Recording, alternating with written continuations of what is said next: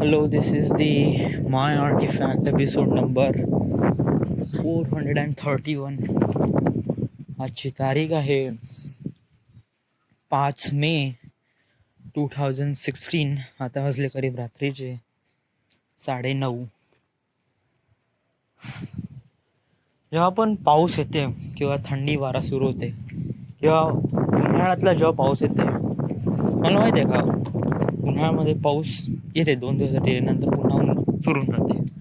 But तो एक पावसाळा नाही का, तो एक पाऊस एक प्रकारे नाही का मला नोटीस करतो यार. म्हणजे मला काहीतरी आदेश देतो एव्हरी टाइम. प्रत्येक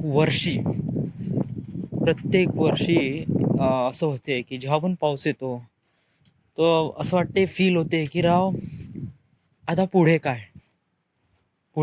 नियर अबाउट 5-6 वर्षापासून मला हेच फिलिंग येते जेव्हापासून पाऊस येते.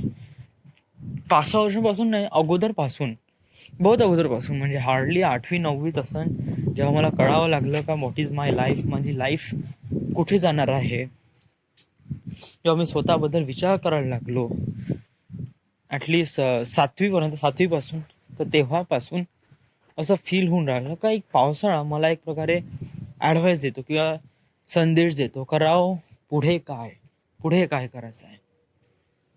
आणि हा पावसाळा रेप्रेझेंट करतो ह्या महिन्यामध्ये, कारण या उन्हाळ्यामध्ये नियर अबाउट पूर्ण सेशन कंप्लीट होऊन जातात आणि पावसाळ्यापासून एक नवीन सेशन सुरू होते. मला आत्ताही तो दिवस माहीत आहे जेव्हा मी 12वीची एक्झाम झाली आणि देन उन्हाळा लागला होता. रिझल्ट लागला माझा 12वीचा रिझल्ट लागला आणि रिझल्टमध्ये माझा ग्रुप नाही निघाला. तर त्यामध्ये मी बहुत डिसअपॉइंटमेंट होतो, कारण त्यावेळेस सगळ्यांचे ग्रुप निघाले होते. इवन 120चा ग्रुप झाला होता आणि त्याच्यामध्ये मला 111 भेटले होते. त्याच्यामध्ये पण माझा ग्रुप नाही निघाला होता. तो इट फील्स रिअली सॅड. बहुत वाईट वाटलं होतं तेव्हा, बहुत डिसअपॉइंटमेंट झालं होतं मी. आणि तेव्हा नाही का पाऊस पण आला होता. तेव्हा मी बहुत स्केरी होतो. मला कळत नव्हतं का राव मी कुठे जाऊ, माझी डेस्टिनी कुठं आहे, मी मी का करू, मी पॉलिटेक्निक घेऊ का BSc करू, का करू. वडील म्हणून जाते BSc कर, नंतर डिप्लोमा ग्रॅज्युएशन म्हणून जाते, हे करून घे. काही जण हे म्हणत होते, काही जण ते म्हणत होते.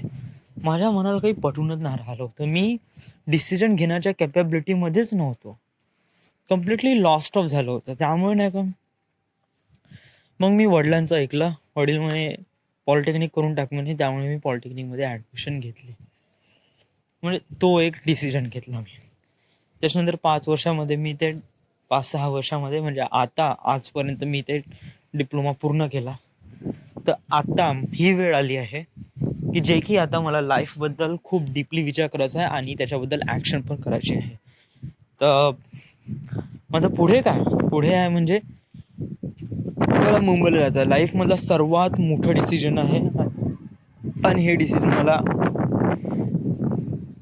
या सेशनमध्ये घ्यायचं आहे. या हार्डली 2-3 महिन्यामध्ये मला हे डिसिजन घ्यायचं आहे आणि याच्यामध्ये माझी होल लाईफ चेंज होणार आहे, पूर्ण लाईफ चेंज होणार आहे या डिसिजनमुळे.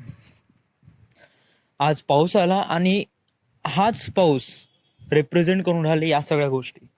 आज नियर अबाउट मी 5:30 वाजता उठलो, सोनूची गाडी सर्व्हिसिंग करून आणली आणि त्याच्यानंतर मी पाणी भरलं, खेळायला जातो म्हणलं. बट मौसम एवढा भयानक होता, एवढी आंधी आणि तुफान हवा एवढी भयानक सुरू होती खूप. मी म्हणलं चला थोडंसं फेस करावं, म्हणलं वरती गेलो आणि इथे कोपऱ्यात उभा राहिलो आणि पूर्ण हवेचा आस्वाद घेतला.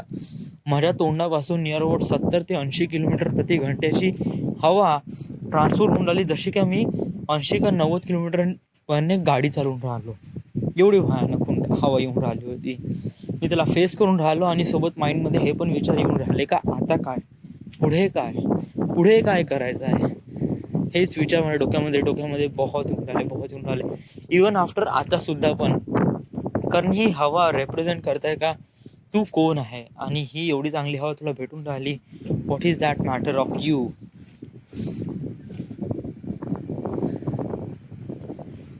कशासाठी आहे हे त्या साऱ्या गोष्टीला रेप्रेझेंट करते. या थोडं बहुत स्केरी आहे, मी थोडं भिवून राहिलो आहे. मी या सगळ्या गोष्टीला कसं काय डील करायचं थोडं कळून राहिलं, तरी मी कॅपेबल आहे हे डिसिजन घेण्यासाठी. आणि जे काही डिसिजन थ्रू रिझल्ट येणार, I am only dependent on this decision. जे काही होईन ते मी पूर्ण रिस्पॉन्सिबिलिटी याची घेईन, कारण माय लाईफ आणि मी डिसिजन घेतला याच्याबद्दल. So it is it.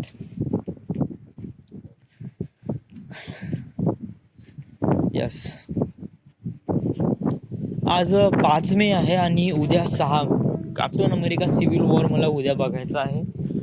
आणि I am just feel really excited to watch this movie, कारण मी रिव्ह्यू बघितले आहे, स्पॉइलर अलर्ट्स बघितले याचे.